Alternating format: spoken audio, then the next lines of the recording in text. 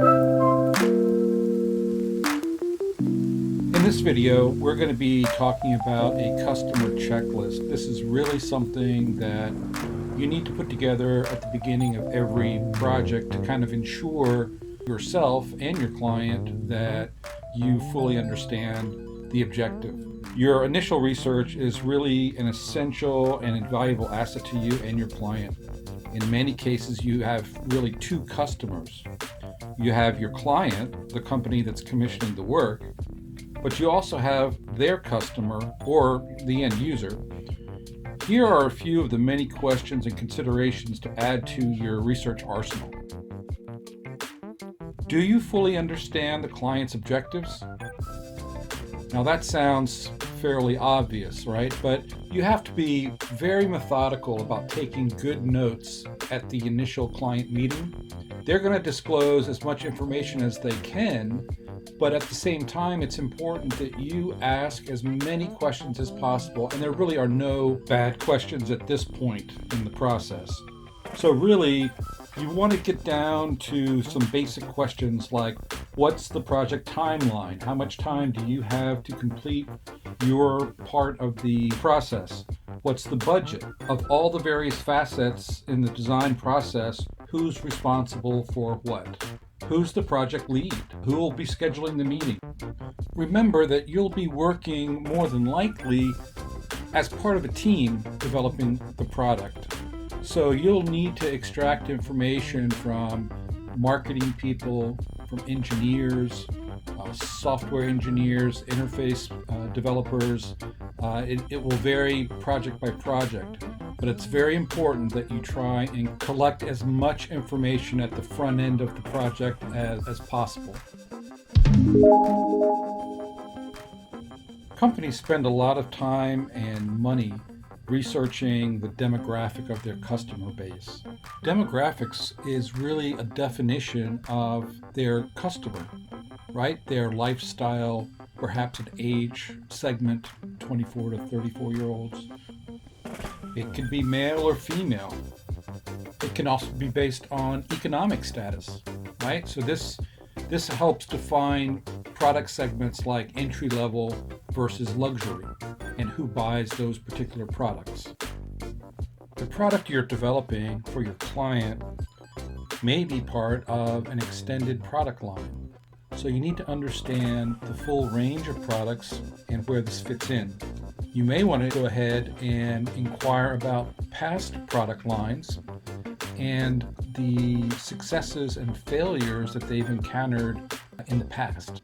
Is there an established brand language, or are you creating a new one? How do they perceive their market position, and how does that relate to the market's perception of the company? Sometimes a company will feel like they're number one, but in reality, the numbers reflect maybe a number 2 or 3 position. So what is it that we can do to imbue their products with elements that will increase the perceived value of the product and thereby increasing their market share? Who are your client's main competitors? We're all familiar with corporate rivalries like Nike and Adidas, or Dell and HP. But what about smaller companies or a startup? You need to understand the markets that they're going into and who the established companies are in that market. How will their customers discover, engage, and buy the product?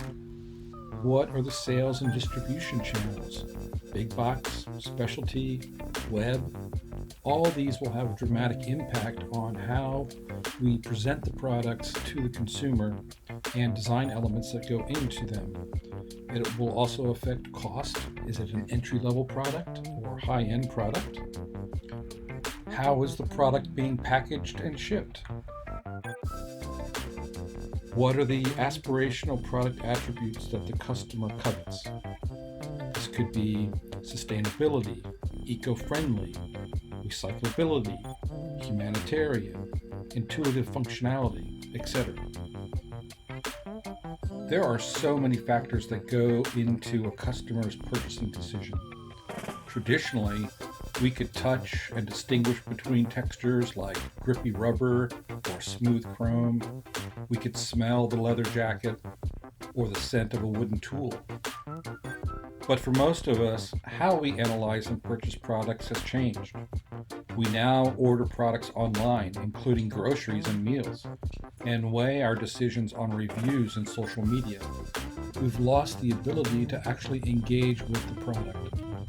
And we're trying to rely on reviews and descriptions of products that may actually not be accurate or truthful. We are entering uncharted territory.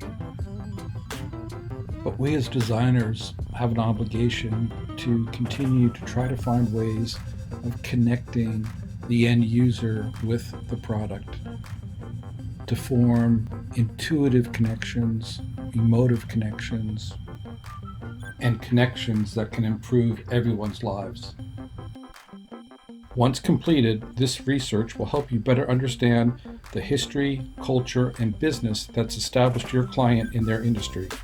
This will serve as a framework for your concept generation.